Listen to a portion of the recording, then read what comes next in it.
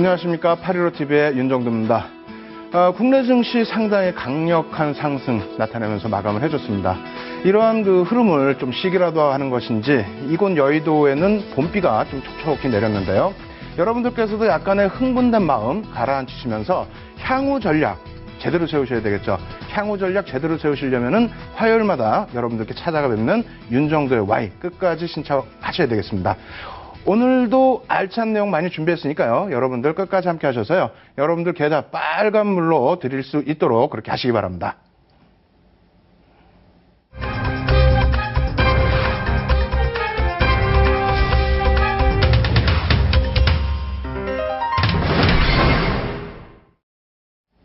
예, 2000포인트를 강하게 상승한 이후에는 재차 2000포인트 공방에 나올 것이다라는 그런 우려감이 상당히 많았었죠. 근데 오히려 이제 2100포인트까지 올라서다 보니까 굉장히 긍정적인 전망이 많이 나오고 있습니다. 오히려 뭐 2300포인트까지, 그러니까 2250포인트의 사상 최대치를 넘어서는 2300포인트까지의 상승, 상반기까지 나올 수 있다라는 또 보고서 내용까지 나와 있죠. 이러한 부분에서는 여러분들이 시장에 너무 위축되시면은 또 안 될 것이지만은 또 그렇다고 해서 흥분되시는 것도 좀 문제가 있을 것 같습니다. 어쨌든 이번 시간에는요, 여러분들께 시장이 어떻게 움직이는지 이러한 부분들 속 시원히 좀 풀어드리는 시간 갖도록 하겠습니다. 자, 준비된 화면 놓고 보면서 차분히 설명드려보도록 하겠습니다. 자, 화면 놓고 보시면은요, 국내 그 국가 신용 등급 상향 부분 이렇게 나와 있는데요. 무디스 쪽에서 4월 달에 국내 그 국가 신용 등급을 상향을 시켜줬죠. 물론 그 앞전에 그 순위 부분 상향 관련해서 그러니까 뭐 실사 부분이 있었기 때문에 어느 정도는 좀 예견된 부분입니다. 그리고 과거 데이터를 놓고 봤을 때 이 부분이 엄청난 시세를 내줄 수 있는 부분이냐? 사실은 또 그렇지는 않아요. 뭐 물론 이제 긍정적인 흐름을 뭐 전체적인 요인에서 갖고 간다라고는 표현드릴 수 있습니다만 이것만 가지고 시장이 상승했다라는 것은 약간 좀 오버된 부분이죠. 그 부분을 말씀드리는 이유는 이것만 가지고 시장이 상승했다라고 한다면 재료 노출과 함께 고점 인식을 잡아야 되잖아요. 그렇지 않다라는 겁니다. 그리고 지금 S&P 같은 경우에는 뭐 지난해 9월 달에 한 차례 인상을 했기 긍정적인 조정을 해줬기 때문에 추가적인 부분은 조금 더 놓고 봐야 되겠습니다만 지금 피치 같은 경우 그러니까 뭐 세계 3대 신용등급 평가사 이 신용평가사들이 국내 시장을 이렇게 긍정적으로 올려놨다라고 한다면 피치 부분에 있어서도 조만간 긍정적으로 상향시킬 가능성이 있기 때문에 이러한 부분도 뭐 남아있는 재료로 인식하는 것도 크게 무리는 없다 이렇게 말씀드리겠습니다. 일단 뭐 국내 증시 월봉 차트 놓고 보면서 설명을 드려보도록 하겠습니다. 피치의 이 전체적인 신용 등급 변화 추이부터 한번 설명드리고요. 월봉 차트 보여드릴 텐데 일단 뭐 국내 경기 동향 전체적인 시장 동향의 기준에서는 IMF 이후에는 뭐 그다지 큰 충격이 없었어요. 그죠? 그리고 뭐 리먼 브러스 터질 때 그럴 때에도 뭐 우리나라 같은 경우는 그렇게 크게 어려운 부분이 없었기 때문에 앞으로의 전망치 부분도 그렇게 부정적인 생각만 가지고 갈 필요는 없다. 이렇게 말씀을 드리겠습니다. 자, 이제 월봉 보면서 설명드리도록 하겠습니다. 좀 깔끔하게 그려왔어요. 뭐 거래량도 빼고 이평선도 빼고 나머지 보조지표 전부 뺐습니다. 왜냐하면 굉장히 단순하게 놓고 보실 수 있거든요. 어떻게 보실 수 있냐면은 첫 번째 기준입니다. 2000포인트에 대한 안착을 할 수 있느냐의 부분인데 우리나라가 사실상 2000포인트를 넘어섰던 기준은 이 시점이 되겠죠. 2007년도 기준이 되겠습니다. 이때는 뭐 지난 시간에 계속 말씀드린 것처럼 국내 주식형 펀드 수탁액 잔고가 급증하게 되면서 그 부분에 대한 영향력으로 치고 올라간 부분이죠. 뭐 뒷부분에 다시 보여드리겠습니다만 이 시점에서는 사실상 그 증시의 재평가가 아니고요. 우리끼리의 잔치였습니다. 외국인들은 오히려 굉장히 공격적으로 매도를 했고 우리나라의 연기금과 국내 개인 투자자분들의 자금이 유입되면서 주식형 펀드 잔액 가지고 시장을 끌어올렸죠. 근데 자세히 보시면은 뭐 리먼 사태고 뭐 다 필요 없이 2000포인트에 사실상 얼마나 넘어서 있었냐는 거죠. 2달입니다. 근데 지금 기준 어떻게 돼 있죠? 2000포인트 위쪽의 흐름을 가지고 갔던 것이 2011년 이후에 지속되고 있었다는 거예요. 거기다 가장 뭐 기본적인 분석 내용으로 보실 수 있는데 상승삼각형이죠. 이 부분에 있어서 상승삼각형의 뭐 완성되는 흐름에서 뚫고 올라가주는 2000포인트 위쪽에 뚫고 올라가주는 흐름이 연출이 됐다는 겁니다. 거기에 제일 중요한 부분은 역시 뭐 뒷부분에 이제 바로 외국인들 수급 넣고 보면서 설명을 드릴 텐데요. 이쪽 1월, 2월, 3월, 4월 4개월 연속 양봉이 나타나고 있습니다. 오버슈팅이 나올 만큼 큰 양봉은 아니고요. 적절한 크기의 양봉이 되는데 2100포인트 올라서는 시점, 그리고 2000포인트 올라서는 시점, 저 시점에 외국인들이 또 기관들이 쌍끌이로 시장을 땡겼다는 겁니다. 뭐 이렇게 말씀드리면 무슨 소리냐, 기관은 별로 산 것도 없고 개인들이 오히려 매수한 부분이 있지 않느냐, 이렇게 주장하시는 분들이 계실 텐데, 오늘 수급 부분 완전하게 좀 설명을 드려보도록 하겠습니다. 먼저 외국인들 쪽 수급인데요. 이 자료 먼저 분에 보셨죠? 그래서 매번 제가 교육방송 해드릴 때 뭐라고 말씀드렸습니까? 한 번만 이해를 하시면 평생토록 바뀌지 않는 내용입니다. 그래서 지금 부분도 또 갖고 나왔지만 똑같은 내용 또 읽어드릴 거예요. 예전에 우리나라의 외국인 지분 한도 상향시켜줬을 때에는 주가가 시장이 밀리거나 올리거나 크게 상관없이, 뭐 들어 올리겠다의 흐름 개념이 아니고 크게 상관없이 지분을 계속 편입을 해왔었죠. 그러다가 이제 어느 시점이 되죠? 2003년으로 넘어오는 시점. 이 시점에 2001년부터 2004년까지 외국인 지분이 무려 42%로 증가를 합니다. 거의 뭐 채울 만큼 채웠다는 거죠. 그러고 나서 뭐 이 부분도 뒷부분에 나오겠습니다만 2007년도까지가 굉장히 공격적인 매수자가 유입됐던, 2005년도까지가 공격적인 매수자가 유입됐던 부분이고, 그 이후 부분에서는 외국인들 지분이 좀 축소가 됩니다. 그래서 전체 뭐 42%까지 증가했던 부분이 2007년도에 32%까지 감소를 하고요. 2008년도에 넘어오면 여기서 좀 중요시 놓고 보셔야죠. 왜? 리먼 브러스 터지고 난 이후에 개인 투자자분들의 손실이 확대되죠. 그렇게 되면서 어떻게 됩니까? 주식형 펀드 스택 잔고에서 환매가 나오고, 지금까지도 환매 행진 지속되고 있습니다. 그렇게 되면서 개인 투자자분들 빠져나가시고 투신권의 자금 여력이 고갈되고, 그렇게 되면서 외국인들이 우리 거꾸로 매수를 유입하는 그런 장세가 됐다는 겁니다. 그러고 나서 좀 어느 정도 뭐 고점에서 차익 실현하고 저점에서 편입하는 그러한 그 흐름이 나타났었는데, 이렇게만 놓고 보면 뭐 지분율 변동이니까 잘 모르시겠잖아요. 그래서 윤정도만 보여드릴 수 있는 내용, 지난번에 말씀드렸죠. 10거래일 이상의 순매수 기준, 혹은 10거래일 이상의 순매도 기준이 어느 정도 나타났는지 그 부분을 다시 차분히 놓고 보도록 하겠습니다. 자, 외국인 기준이고요.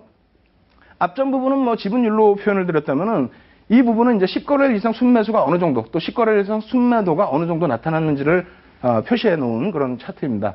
일단 2003년 이후에 2003년 바닥 찍고 2004년도까지 512포인트에서 936포인트인가요?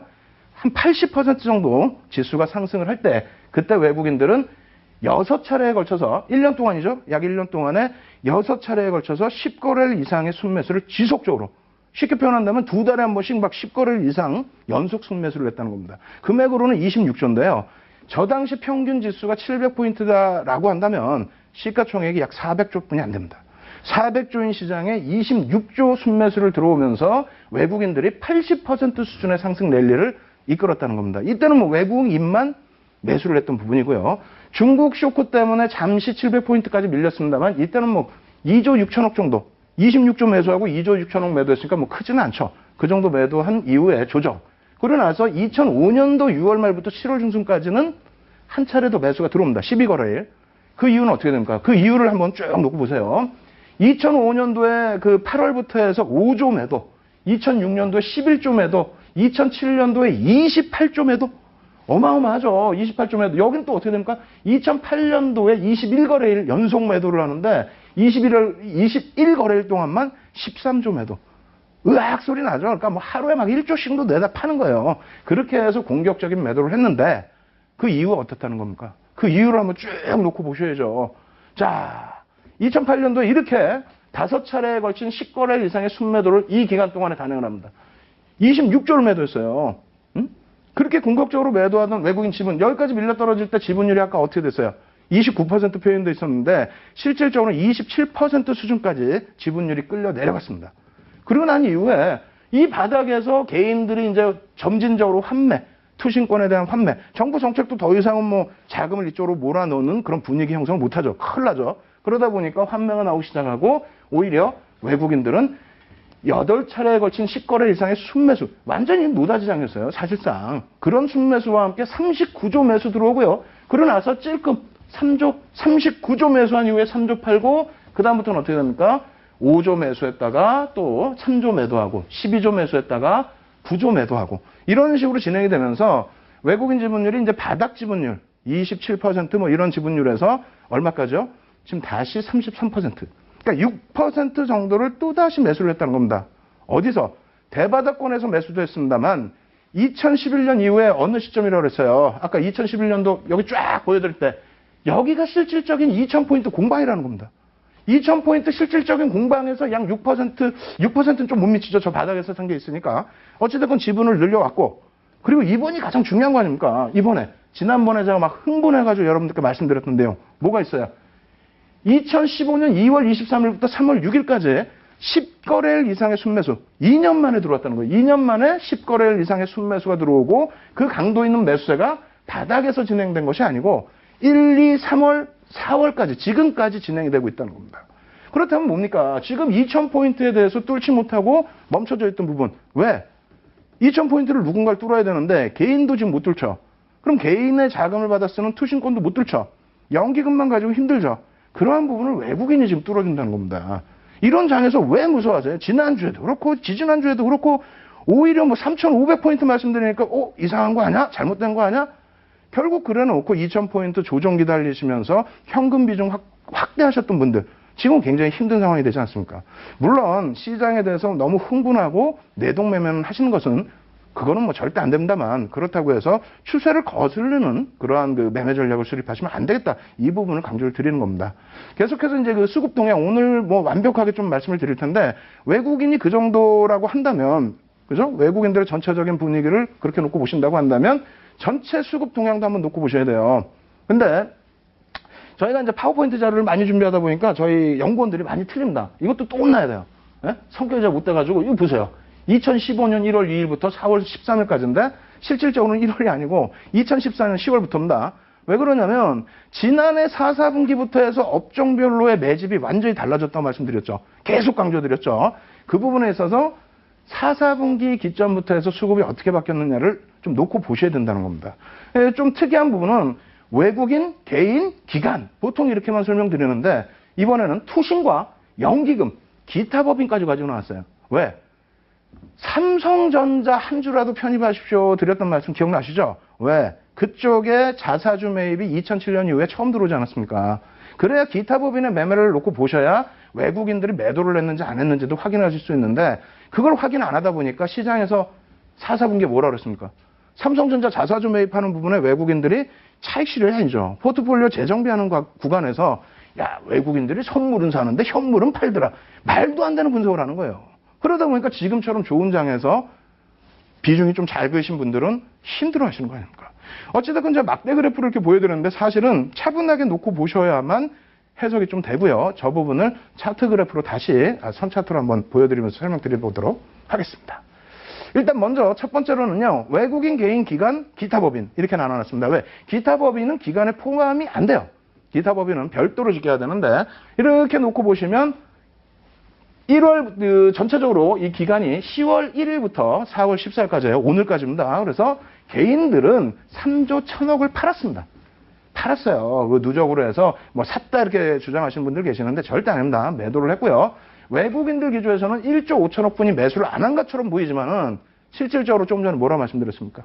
자사주 매입 부분에 대해서 거기에 포트폴리오를 한번 재정비한 그러한 흐름이 있기 때문에 매도한 것처럼 보인다라고 말씀드린 겁니다. 그럼 기타 법인이 얼마를 매수했냐? 기타 법인 초록 색깔 보시면 적은 물량 아니죠?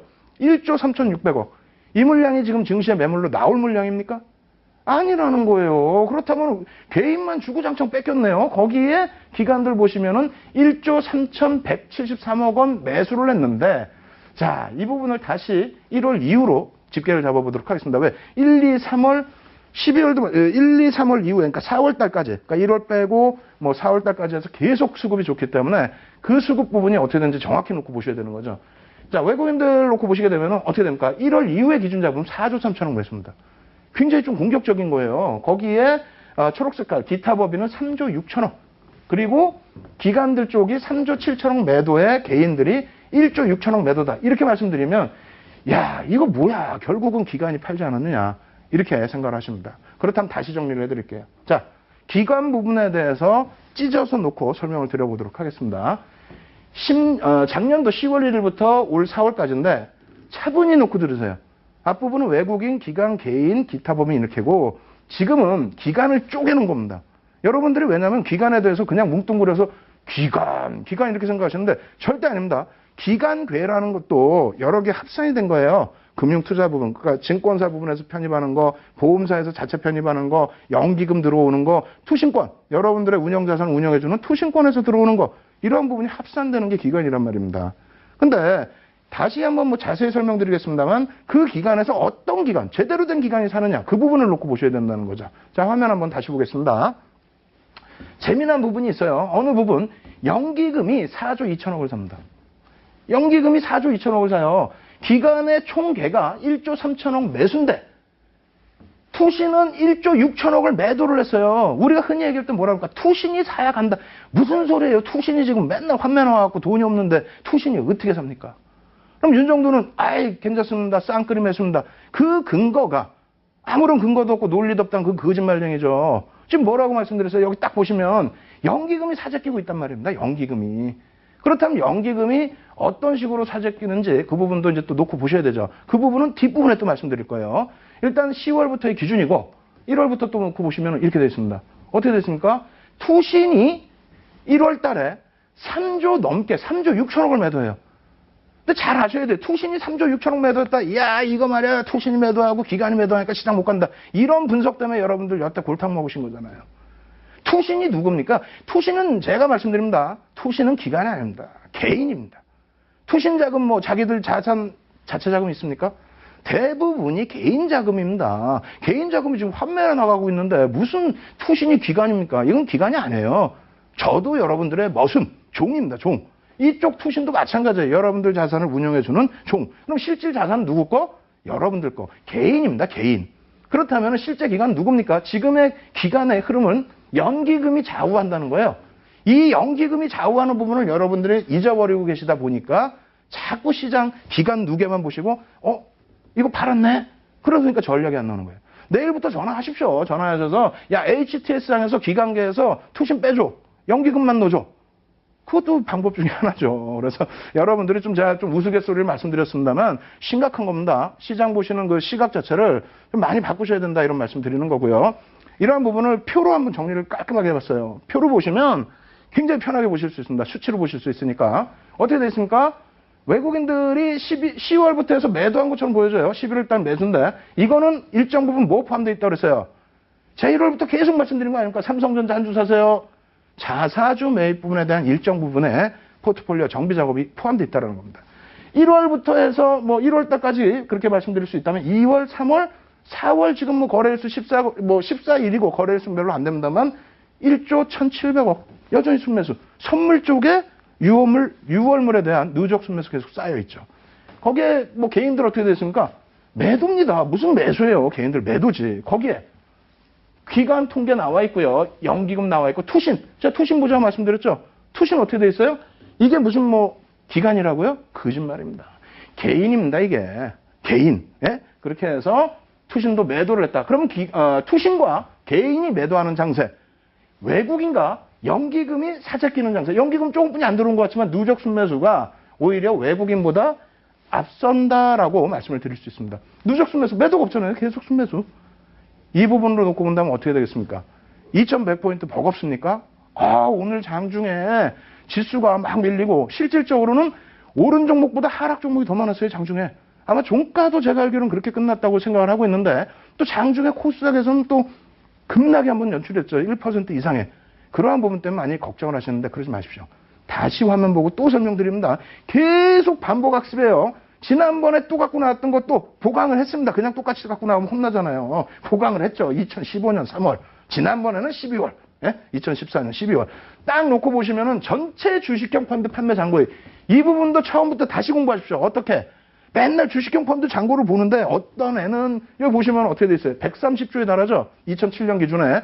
근데 어떤 신문 보면은 뭐 75조 뭐 이렇게 돼 있어요. 그게 차이가 전체 주식형에는 뭐가 포함되어 있다? 해외 주식형이 포함되어 있다. 이때도 환율 방어 차원의 목적이었던 것 같아요. 제 생각에는 어찌됐건 펀드 쪽에 자금 유입시키면서 급격하게 자금이 유입됐죠. 이 돈 다 어떻게 됐습니까? 속된 표현으로 박살났죠. 뭐 베트남, 중국 들어가 박살났죠. 그러고 나서 지금 계속 환매. 자, 개인 이게 제일 중요하죠. 국내 주식형 펀드 판매 잔고 변화 추이인데 뭐 예전에 그 설명드렸던 내용 여기서부터 다시 보시고요. 2007년까지 어떻게 개인들이 다 산 겁니다. 근데 계속 뭐 2000포인트? 아닙니다. 그때 2달 딱 올라갔던 거고요. 그 이후에 그러면서 어떻게 됩니까? 2015년까지 계속 환매죠. 환매. 개인 장세가 아니라는 겁니다. 아시겠어요? 이 부분 오늘 공부하시면서 확실하게 하나 더 공부를 하십시오. 어떻게? 국내 주식형 펀드에도 3가지로 분류가 됩니다. 아마 처음 들으실 거예요. 3가지 분류가 된다. 어떻게 분류가 되냐면 개인 비중, 그리고 법인 비중, 그리고 금융 비중, 금융투자자 비중이 있습니다. 자, 놓고 보시면요. 개인 주식형 펀드 판매 잔고 및 비중주의 어떻게 되십니까? 예? 펀드를 드는데 개인 명의로 드는 그 비중이란 말이에요. 그게 대략적으로 80%대 비중을 현재 차지하고 있고, 예전에 뭐 굉장히 가파랐죠. 예? 가파랐던 부분이고요. 그리고 잔액을 보시면 계속 어떻게 돼요? 빠져나가죠. 개인 장사 아니라는 겁니다. 아시겠죠? 이렇기 때문에 투신이 매도하고 있는데 투신이 뭐 기관이다 이렇게 생각하실 필요 전혀 없다 말씀드리고 있고요. 두 번째, 일반 법인도 개인 성향이죠. 일반 법인이니까. 그래서 일반 법인도 분위기 타서 올라왔던 부분이 계속 환매입니다. 근데 여기서 중요한 부분은 뭐가 있어요? 자, 국내 금융기관입니다. 금융기관은 개인이 아니에요. 말 그대로 법인이죠. 기관 역할을 할 수 있는 거죠. 국내 금융기관의 주식형 펀드 판매 잔고 비중 보시면은 어느 시점부터 13년부터 해서 올라오는데 최근 작년부터 해서 더 가파르게 올라온다는 겁니다. 무슨 얘기냐면은 정책적인 부분까지 연동이 돼 있다. 이렇게 해석을 하시더라도 무리가 없다는 겁니다. 그럼 마지막 결론 보여드릴게요. 지난번에 보여드렸던 그 내용이에요. 지금 이 부분은 지난달에 제가 갖고 나왔어요. 지난달에 갖고 나오면서 아직 지수가 완벽하게 2000포인트 안착되기 전에 자 3500포인트 갑니다. 왜요? 이때 당시 지금 현재 기준에 주식형 펀드 수대학 잔고 40조.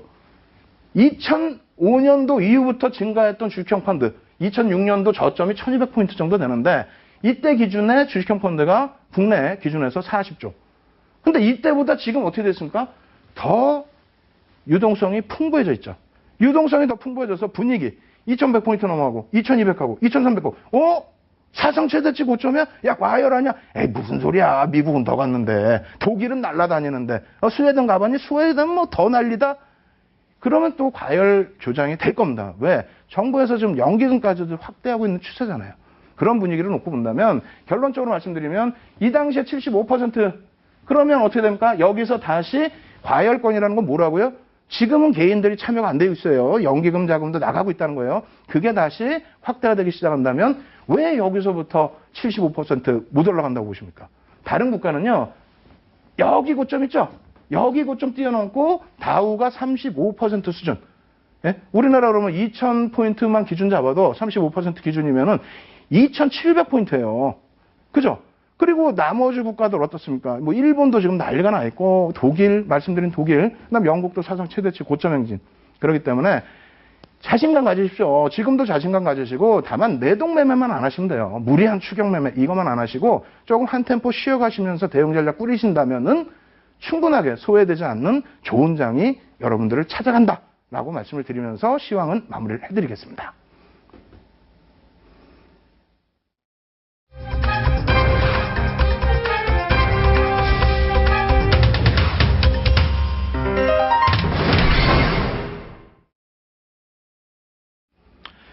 이번 주에도요, 복습 내용이 많습니다. 마지막 부분, 이제 제가 세 타임으로 나눠갖고 있는데, 앞 타임은 뭐 시황이었고요. 두 번째 타임은 종목이죠. 근데 종목인데, 오늘 종목들이 굉장히 좀 여러분들이 관심을 가지셔야 될 종목군이에요. 아직도.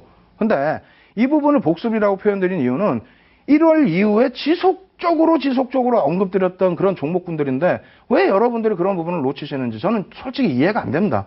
거기에 제가 드리는 종목군들이 시가총액이요, 최소 1조, 2조, 10조, 20조 이런 종목이에요. 그러니까 재미가 없으시죠? 근데 결국은 어떻게 됩니까? 삼성전자도 1월달 계속 언급드리고 1월 바닥 대비해서 10% 중반 이상의 상승이 나왔단 말입니다. 여러분들의 계좌 수익률이 뭐 더 높으실 수도 있겠습니다만 안정적이고 완벽한 수익률을 꿈꾸신다면은 공부를 하셔야 된다는 거예요. 그 공부를 통해서 어떤 수익률이 나타났는지 다시 검토를 해드리고 다시 교육을 시켜드리도록 하겠습니다. 자, 먼저 화면 준비해서 보여드리도록 하겠습니다. 지금 뭐 이렇게 화면이 보이면 깜짝 놀라실 거예요. 지금 보이시는 부분이 지난번에 가지고 나왔던 자료란 말이에요. 그래서 이거 뭐지? 옛날 자료인데 3월 31일인데 3월 31일 날 갖고 나오면서 요거 말씀드렸잖아요. 이걸 뭐라고 말씀드렸습니까? 뭐라 말씀드렸어요? 상승 잉태 확인형이 떴습니다. 우리가 캔들 배웠죠? 상승 잉태 확인형이 떴으면 매수 구간이 어디입니까? 막 전부 설명드리고 편입하셔야 됩니다. 그리고 나와 있는 것처럼 이날 당장 그날 저녁에 오늘도 마찬가지입니다만 방송 끝나자마자 11시부터 새벽 1시까지예요. 그때까지 공부해드리고 이 캔들이 나왔을 때 어디서 매수하고 차익 실현 어떻게 하고 그러한 부분에 교육을 해드리지 않습니까? 이게 소형주예요? 아니란 말입니다. 종목 지금 오늘 또 노출해드릴 건데 지난번에 노출해드린 대림산업이란 말이에요. 조 단위가 넘는 종목이에요. 그럼 그 대림산업이 3월 31일 이후에 건설주들 어때요? 엄청난 상승 탄력 나왔습니다. 한번 놓고 보실까요? 자, 3월 31일 날 Y에서 말씀드리고 야간 방송에서 또 말씀드렸어. 이 그림 그대로 갖다 놓고요. 그럼 여기서 어떻게 됩니까? 매수관부터 정확히 이거를 복습을 하셔야죠. 그냥 갖고 나서 야 수익 났습니다 이러면 큰일 나죠. 매수관부터 한번 보겠습니다. 어디 가셔서 캔들을 놓고 보시더라도 매수구간, 손절구간 이런 거 없어요. 상승 잉태하 그냥 별 3개짜리 딱 떴죠. 신뢰도 3개짜리에 매수 편입 구간 이 정도 라인이라면 손절이 여기니까 여기까지가 지금 다 매수 구간이라는 거예요. 그럼 이날 방송에 갖고 나와서 야간 때 방송, 교육방송 또 해드리고 그 다음날 편입되실 수 있었고 그 다음날까지 편입되실 수 있었고 그죠? 자 보십시오. 손절 라인 여기까지 드리고 그리고 나서 이러한 흐름 나오는데 그 다음에 이제 금요일 날 장중에 또 무료로 교육을 진행을 해드려요. 그럼 이때 올라가고 난단 말씀하세요. 어떻게 하죠? 어떻게 하죠? 이거 더 사도 됩니까? 어떻게 하죠? 더 간다고 그랬는데 그럼 여기서 지금 매도 사인 나온 거 있어요. 이게 지금 매도 사인입니까? 제가 지금 캔들 공부 해드릴 때, 교육해드릴 때 이게 지금 매도 사인입니까? 아니죠. 그래서 어떻게 합니까? 그 다음에 가지고 나왔던 부분이 건설업종의 일봉 차트 보여드리고 그리고 나서 1월부터 지속적으로 말씀드린 것처럼 정부 정책에 의해서 움직일 수 있는 범위라면은 긍정적인 시각을 유지하셔야 된다. 이렇게 말씀드렸잖아요. 그래서 그런 내용들 이러한 부분 또 강조를 또 드려요. 굳이 이러한 부분을 잊어버리실 필요가 없는 거예요. 재탕 3탕이 된다 할지라도 이란의 핵협상 잠정 합의안 마련이 됐고 이러쿵 저러쿵 얘기가 있습니다만 어찌됐건 중동 쪽의 경기 부분에 대해서 유가 하락에 대해서 무리하지 마십시오. 그 부분은 달러 결제이기 때문에 달러 강사가 일정 부분은 쉐어를 해줘요. 그리고 유가가 하락하면서 세일가스 부분이 중동 국가 입장에서는 좀 문제가 좀 버거운 부분이 해소가 일부 됐죠. 어찌됐건 중동 경기에 대해서 무리하지 마시고 이런 내용의 건설주들에 대한 긍정적인 시각 가져갈 수 있다는 거 다시 보시라는 거예요. 그리고 이러한 부분까지 대림산업 한 번 더 강조를 드렸었고 그리고 나서 또 갖고 나왔잖아요. 또 이렇게 방송에서 또 4월 7일에 갖고 나와서 또 말씀을 드렸어요. 왜 이거를 겁을 냅니까? 이 앞에 말씀드린 내용들이 있는데 그럼 지금의 결론은 뭐냐? 자, 오늘 이렇게 흘러갔어요. 그렇다면은 지금 뭐 일봉 차트만 놓고 보여드리겠습니다만 이 부분에 있어서 주요한 라인을 다 뚫었어요. 대림산업뿐만 아니라 GS건설, 현대건설 주요한 눌린 구간을 전부 다 뚫고 갔다라는 겁니다. 지금 상승 구간만 보여드려서 그렇지 바닥에서부터 올라온 이후에 적절한 조정 그러고 나서 저 조정이 뭐 적은 조정이 아니잖아요. 이게 지금 기다리던 조정인데 그리고 이때 나온 조정이 뭐였어요? 대우건설에 대해서 분식회계에 대한 우려감 때문에 급락이 표출되지 않았습니까? 장중에 대우건설이. 그때 대우건설 붙잡기가 불안스럽다면은 여타 건설주들 왜 못 들어가시냐는 거예요. 교육을 이렇게까지 해드렸는데. 그래서 지금 부분에서는 어떤 결과를 내드릴 수 있냐면 건설주들에 대해서는 긍정적인 시각 그대로 유지하시라는 말씀을 드립니다. 왜? 시장에서 정책적으로 정부 정책적으로 화랑새를 만들어주고 있는 업종이기 때문에 긍정적인 시각을 유지하시더라도 크게 부담이 없다는 겁니다. 다만 교육을 계속 받으셔야 될 거 아닙니까? 그래서 전체적인 뭐 보조 지표를 또 활용하셔야 될 부분, 또 이 부분에 대한 수급 부분이 개선되어 있다면 수급 부분이 어느 정도 어느 강도로 매수세를 유입해서 이렇게 시세를 뿜어주는지 이러한 부분도 공부를 하셔야 될 겁니다. 그래서 매주 화요일 이렇게 여러분들 찾아뵙고 매주 화요일 야간에는 815TV를 통해서 여러분들께 교육방송 계속 진행해드리고 있죠. 지금 뭐 자막 나가고 있습니다. 꼭 참여하십시오. 거기다가 더 좋은 거는 내일 장중에 실시간으로 또 무료 교육 진행해드리고 있죠. 그러면 시가총액 조단위 종목분들 공부하셔서도 이렇게 수익 내실 수 있으니까 꼭 참여하셔가지고 좋은 수익 내시기 바랍니다.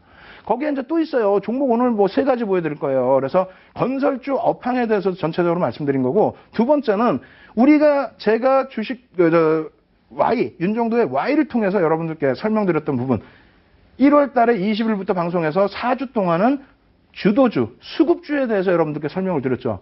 그 설명 부분에 두산인프라코 같은 경우에 매집, 두산인프라코가 작습니까? 시가총액 2조입니다.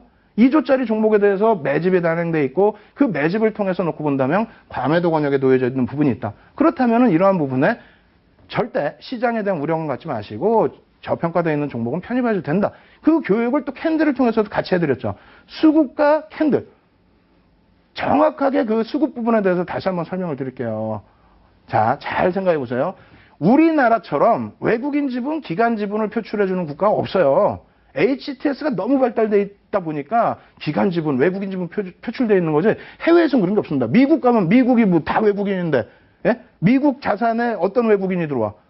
그렇잖아요. 그럼 미국에서 외국인 지분이라고 표시를 해줄까요? 안 한단 말입니다. 우리는 좋은 조건이에요. 그러다 보니까 기술적 분석의 기본을 까먹고 계시는 거예요. 어떤 거죠? 기술적 분석은 수요와 공급에 대한 부분을 파악하기 위해서 거래량이라든가 이평이라든가 캔들이라든가 이런 걸 놓고 보는 겁니다. 그 수급의 주체 누구예요? 외국인과 기관이 되겠죠? 개인들이 아닌. 그 부분을 놓고 보는 건데 앞서 말씀드린 것처럼 너무나 자연스럽게 자세하게 수급에 대해서 지분에 대해서 표출해 준다는 겁니다. 그래서 맨 앞부분에 1월 20일부터 4차례에 걸쳐서 수급 부분 강조를 드린 거예요. 그게 바로 두산인프라코어고 그 이외의 종목군들도 많은 대형주들을 언급을 드렸었죠. 결론적으로 그 종목군들이 다 시세가 났고요. 다시 화면 놓고 보면서 두산인프라코어도 설명을 드려보도록 하겠습니다. 자, 화면 놓고 보시면은요. 어떻게 됐습니까? 이것도 뭐 지난 4월 8일, 4월 7일 이때 여러분들께 보여드렸던 교육자료 그대로예요. 뭐 예전에 추천드렸던 부분 캔들 교육부터 다시 해드릴 텐데 참 이렇게 18,000원이 보이십니까? 오늘 장중에 12,500원? 그럼 불과 뭐 며칠이에요? 1주, 2주? 1주, 2주 만에 18,000원, 12,500원 수익률이 얼마입니까? 적으세요? 적은 게 아니죠. 시가총액 2조짜리 종목에서. 자, 놓고 보도록 하겠습니다. 이렇게 해서 음봉 떨어질 때요. 그 전에 여기서 매매 사인이 아니라 교육을 해드렸고 여기서 장대 음봉 떨어졌을 때 여기서도 교육을 해드립니다. 어떻게? 매집이 돼 있는 종목에 대해서 의미 없이 눌린 구간은 오히려 저평가 구간이다. 저평가 매수 구간이다. 보조지표의 매수 사인만 의지하지 마시라고 말씀을 드렸죠. 거기에 그 다음날 공개방송 이날이에요. 공개방송 장중에 교육시켜드리면서 걱정하지 마십시오. 수급 보여드리겠습니다 하고 교육을 진행을 해드렸어요. 결론적으로 18,000원 저점에서부터 최고 고점이 아니다 할지라도 그리고 오늘 갖고 나온 이유가 뭐겠습니까? 거래량 300만 주 이상 터뜨리면서 윗꼬리가 달려있더라도 강한 상승의 흐름이라면 추세적인 부분을 기대를 해볼 수 있다는 거죠. 그럼 내일 장중에 또 교육방송 해드리면서 또 설명드리겠죠. 자, 한번 놓고 보겠습니다. 맨 처음에 말씀드렸을 때의 흐름 하락한 이후에 해머형 떴다. 이것을 변형 샛별형으로 인식을 하셔도 된다라고 말씀드렸고요. 매수 구간 이렇게 잡아드렸죠. 편입 구간 왜 못 잡아요? 이렇게 말씀을 드리는데 그때도 똑같은 설명, 똑같은 자료였습니다. 그러고 나서 손절 구간 드리고요. 갭상승 나오죠? 여기서. 근데 아쉽게 여기서 거래량이 300만 주가 안 터졌어요. 250만 주, 70만 주 됐죠? 그래서 거래량이 좀 미진하다. 그러고 난 이후에 거래량 죽었다가 음봉 떨어지고 그리고 나서 이제 캔들 다시 형성이 됐는데 어찌됐건 교육해드리고 편입 구간 형성됐고 차익 실현 구간 형성됐고 거기다 문자까지 보내드려요. 예? 교육만 해드리는 게 아니라 교육 때 이걸 말씀드렸다면은 자, 이 정도 범위에서는 차익 실현하십시오 라고 문자까지 보내드립니다. 그런데 왜 교육을 참여를 안 하세요? 그럼 매집 구간에서 이러한 구간 나온다 그랬잖아요. 이거 어떻게 해야 되는 거야, 이거? 이거 어떻게 해? 아, 죽겠습니다. 힘듭니다. 힘들면 안 되죠. 주식하시면서 예? 힘드시면 되겠어요? 수익을 내셔야 될 판에? 자, 보시면 어떻게 됐어요? 4.35% 약탈 써있죠. 예? 900만 주. 적은 물량입니까? 시가총액 2조짜리에 5% 가까운 매집이 됐다면 1,000억이에요. 1,000억 매집되고 여기서 0.6% 수준의 매도 물량이 나왔는데 매집한 쪽이 아니라 다른 쪽이란 말입니다. 결론적으로는 제가 이 수급만 말씀드려서 그렇지 무료 교육 방송 때는 펀더멘탈 부분 다 말씀드리잖아요. 밥캡 관련된 내용, 실적 관련된 내용 그거 없이 어떻게 기술적 분석만 합니까? 그 이후에 그럼 어떻게 됐어요? 똑같이 방송에 그대로 갖고 나온 거 그대로 또 보여드리는 거예요. 녹화 방송 또 봐보세요.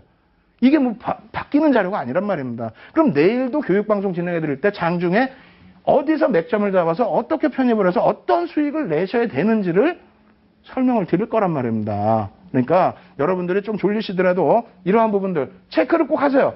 820만 주, 아까는 900만 주라며 950만 주까지도 매수했어요.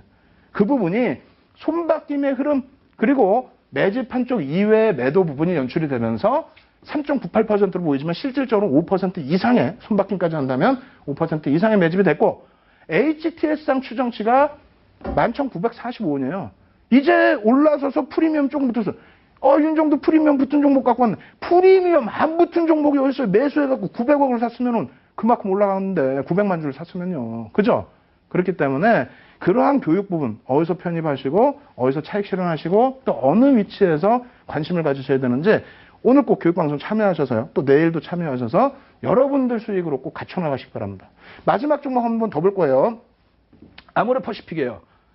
이거 사실상 조금 이따 말씀드리겠지만 이거는 제가 막 이건 속이 터져가지고 죽겠어요. 이런 종목군들을 왜 놓치시냐는 거예요. 아모레지 이런 거. 오늘 조정이 좀 나와서 쌤통이라고요? 이 수익이 이렇게 크게 난 종목인데 조정 요만큼 나왔다고 쌤통입니까? 저희는 차익 실현 다 했죠. 무료 문자도 다 보내드렸고. 자, 어떻게 됐습니까? 제가 이거 방송 똑같이, 여기 윤정도 몇 명 있어요? 4명 있네, 4명. 1명, 2명, 3명, 4명. 예? 이 터져라고 말씀드리잖아요. 이 누적 수급에 대해서 또 보여드릴 건데, 예? 이 화면 넘기면서 또 보여드릴 겁니다. 어떻게 되어 있냐면은, 자, 한번 보시죠. 우리가 캔들 배웠기 때문에 캔들 기준에서 1월 8일, 에이구, 윤종 대표 1월 8일 날은 방송 안 했는데, 그죠? 1월 20일부터 했죠. 이걸 놓치셨다면은, 그 다음으로 해서 어떻게 됐어요? 여기서 계속 제가 펀드멘탈 기준에서 말씀드렸죠. 예? 연기금 매집주에 대해서, 정부 정책에 대한 종목에 대해서, 액분 관련된 내용의 종목에 대해서 편입하시라고. 얘는 펀드멘탈 얘기는 거의 안 드렸어요, 제가. 예? 정책적인 부분을 말씀드렸지. 그렇게 해서 계속 말씀드리다가 여기서 차익 실현 못했다고요? 괜찮습니다. 그리고 나서 여기서 뭐 변형형, 샛별형 떴습니다. 매수 구간 드렸습니다. 또 매도 사인 드렸어요. 그리고 나서 또 떠요. 뭐가? 상승 장악형, 별 3개짜리. 이런 걸 왜 편입을 못 하시는지는 이해를 못 하겠습니다. 그렇다면은 이러한 부분에 대해서 죄송합니다. 지금 화면이 넘어버렸는데 원래는 그 뒷부분에 아모레퍼시픽에 대한 자료가 더 있어야 돼요. 그래서 그 부분에 대해서 더 설명을 드릴 텐데 화면으로는 백으로 해서 한번 더 설명을 드려볼게요. 오히려 그게 중요한 부분이니까 여러분들을 위해서는. 자, 아모레 G의 누적 수량입니다. 이게 앞부분의 시황하고도 연동이 돼요. 네? 앞부분의 시황하고. 그리고 뒷부분에 좀 말씀드릴 내용하고도 연동이 됩니다. 뭐냐면 여기 지금 글씨가 잘 안 보이실 텐데 이거 녹화 자료 꼭 보시고 그리고 이 자료들 MTN에도 다 올려드리고 있습니다. 저희가. 그리고 올려드리고 있으니까 자료 다운받으셔서 보십시오. 잘 안 보이시지만 결론은 뭐냐면 이 아모레 G라는 종목이 1월 10일 이후에 진짜 재밌는 흐름이 나옵니다. 작년에 액분 관련해서 쭉 올랐어요. 그래놓고 작년 10월에 대표이사께서 우리 액분 안 해요 라고 언급한 다음에 행보 내지는 조정. 그러고 난 다음에 1월 달에 다시 뭐라 합니까? 거래소에서 막 나오더니 야 있잖아요. 상장 주식 중에서 상장사 중에서 3군데에서 5군데 정도가 긍정적으로 액분을 검토한답니다. 와 이렇게 떠들고 다녀요. 그러면서 연기금 수급 한번 보세요. 얼마 재밌는지 아세요? 잘 안 보이시겠으니까 제가 읽어드릴게요. 외국인 매도, 예? 개인 매도, 기간 소폭 매수인데 연기금 매수 대비해서 기간은 매도입니다. 이해되세요? 연기금 혼자 사서 들어올린 종목이라는 거예요. 연기금 혼자 사서 들어올린 아모레지라는 겁니다. 연기금 혼자 사서 올린 아모레퍼시픽은 다른 쪽도 좀 샀습니다만 그렇게 해서 연기금 쪽에서 실질적인 기간이라 그랬잖아요. 그쪽에서 매수한 종목을 왜 편입을 안 하시고 비싸서요? 안 되죠. 그래서 이러한 종목군들은 끝까지 정책적인 부분, 핀테크만 정부 정책 수혜가 아닙니다. 이러한 완전한 종목군들도 여러분 계좌 수익으로 내십시오. 얼마나 수익이 큽니까? 3월 중순부터 해서 3월 중순에 편입하셨어도 20% 이상의 수익이에요. 네? 시가총액 10조, 20조짜리 종목이. 10조, 20조짜리 종목에서 20% 수익 안정적이지 않습니까? 아시겠죠? 그래서 결론적으로 말씀드리면은 여러분들이 수익률 자랑만 하는 거야 뭐야 그러신다면 이 부분 압축해서 다시 설명드리겠습니다. 시황하고도 연동이 되는데요. 자, 연기금 부분 이것도 복습입니다. 예전에 다 갖고 나왔던 자료예요. 국민연금 금융 부분 운영 금액 추이 이렇게 되어 있습니다. 어떻게 되어 있습니까? 증감률 부분에 있어서는 역순으로 지금 나와 있는 것 같은데 지금 국민연금 부분에 있어서 금액 부분은 계속 증가를 한다. 앞으로 계속 증가를 할 것이다. 그런 기준의 내용이 되겠고 요거 교육 자료, 교육 시간 때 다시 자세히 설명을 해드릴게요. 그리고 2015년도에 투자 허용 범위입니다. 그래서 국내 주식에 대해서 플러스 마이너스 2% 또 그 전술적 부분에서는 3% 총 허용 범위가 5% 범위에서 국내 주식에 플러스 마이너스 비중을 준다는 내용인데 자세히 설명드리는 건 뭐냐면 지금 국내 주식 운영 금액 기준에서 14년도에 83조 9천억을 운영을 했다라고 가정을 한다면 그렇게 운영을 했어요. 그리고 15년도의 목표치가 20%입니다. 작년은 17.9였고 20%. 그리고 운용기금 자산 자체, 국민연금의 자산 자체가 2015년도에는 가만히 있어도 더 증가를 해요. 예? 우리가 돈을 내니까. 그 부분의 20%인데 그렇게 되면 106조죠. 106조니까 앞으로도 22조가 더 들어올 수 있다는 겁니다. 근데 그 부분은 플러스 마이너스 5% 말씀드렸잖아요. 그렇기 때문에 최대 폭은 25%까지도 들어올 수 있고 최소 폭은 15%가 될 수도 있고 또 지금처럼 시장이 올라가면 어떻게 됩니까? 자연스럽게 비중이 늘어나 버려요. 수익이 나니까. 그럴 때는 들어오는 게 아니라 멈추거나 축소를 할 수도 있다는 거죠. 그래서 그런 부분을 감안해서 대응을 해야 되는데 어찌됐건 간에 축소되거나 뭐 이런 부분을 생각하실 부분이 아니고 2014년 대비해서 2015년대 연기금 쪽에 국내 주식 투자의 변화 부분은 증가를 한다는 겁니다. 2%. 그래서 최소범위라고 할 수는 없습니다만 정상적인 범위에서 2% 증가하는 부분에 22조. 그러면 한 달에 얼마 들어온다는 얘기예요? 한 달에 얼마? 한 2조 가까이 들어온다는 얘기입니다. 난리 나겠죠? 거기에 시장이 만약 올라가는 건 상관없습니다만 밀려 내려간다? 하반 경직성이 있겠느냐? 있죠. 밀려 떨어지면서 손실이 나니까 주식 비중이 축소되는 것처럼 착시 현상이 나죠. 그럴 때에는 추가적인 편입도 들어올 수 있다는 겁니다. 그래서 연기금에 대해서 관심을 가지셔야 되고 연기금이 이렇게 지분을 많이 갖고 있는 10% 이상 종목에 대해서 관심을 가지셔야 돼요. 올해 들어서 이 종목군 중에서 지분율이 바뀐 종목군들이 있어요. 증가하거나 축소되거나 그 부분도 꼭 놓고 보셔야죠. 그래서 제 눈에는 막 보여요. 여기서 증가한 종목, 야 이거 대장주 되겠다. 막 이런 종목 보인단 말입니다. 여러분들 좀 안 보이시죠? 들어오십시오. 교육방송 통해서 자세하게 한 종목 한 종목 다 설명을 드리겠습니다. 그래서 이 종목은 왜? 말씀드렸어요. 건설, 그 다음에 두산인프라코의 매집, 그리고 정부 정책에 의한 종목. 앞으로도 이런 업종군들이 움직인다. 이렇게 해서 종목 부분은 마무리를 해드리도록 하겠습니다.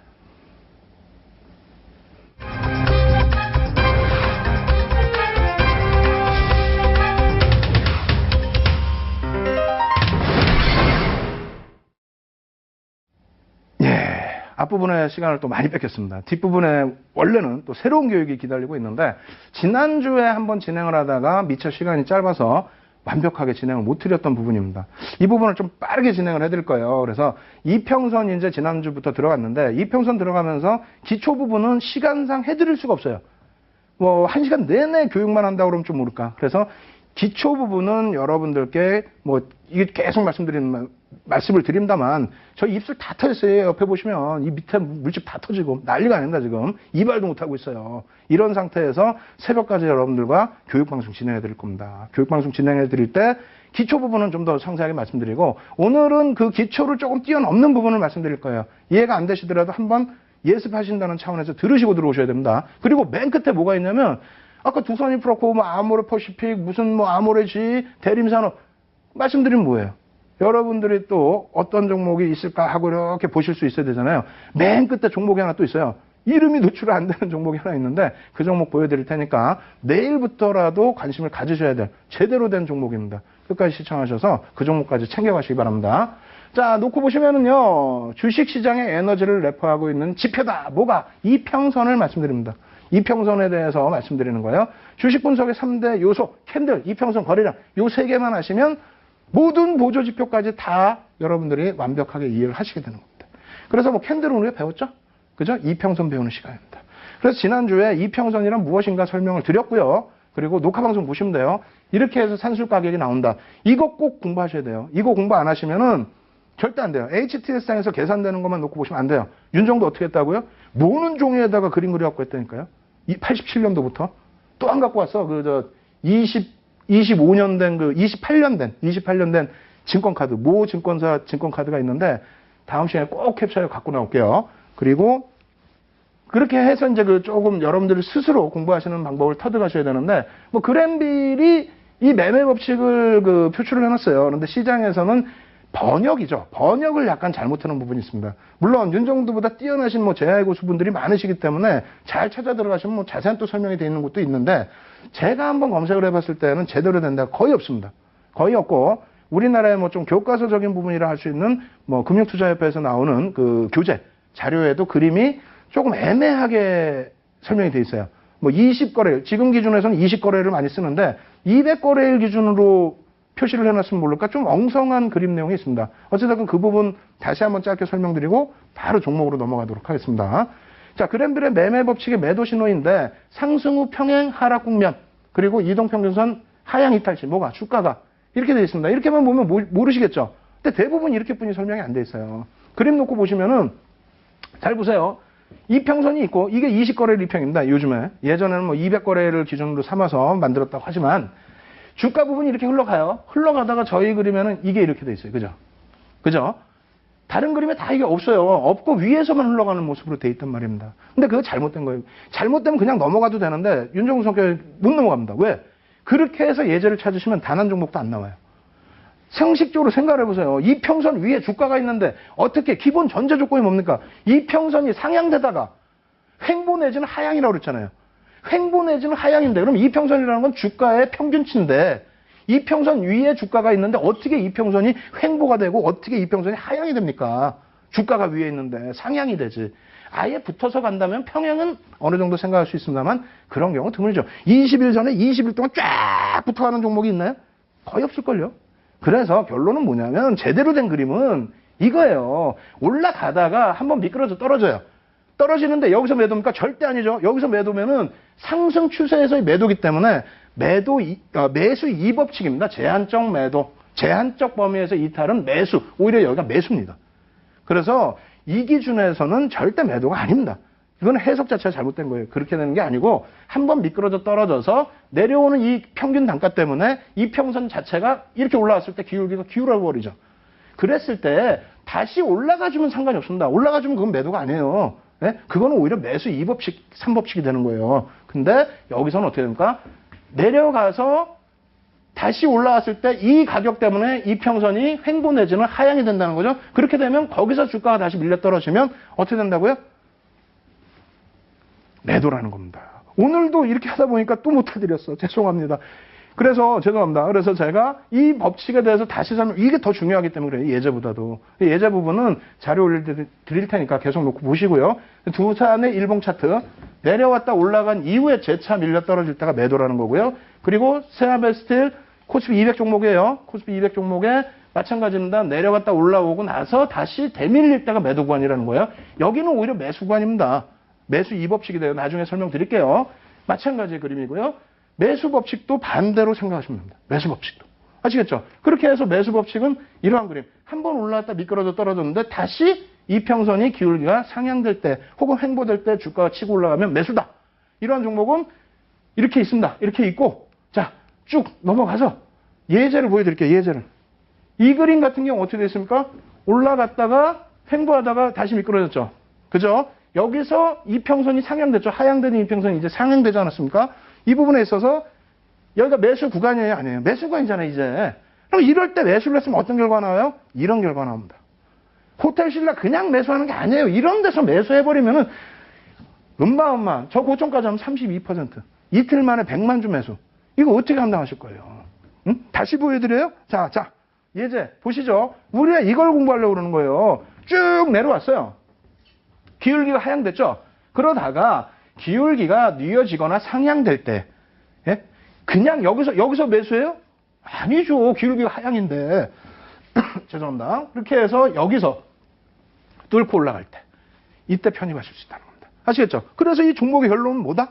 자, 놓고 보시게 되면은 이 종목은 바로 이거라는 겁니다. 호텔신라. 부럽죠?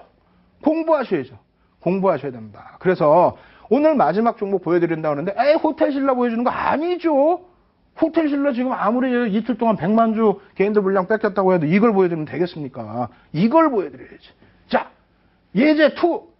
하락하는 추세 기울기에 쭉 내려와서 어떻게 됩니까? 여기서 이제 뚫고 갈 위치죠? 그죠?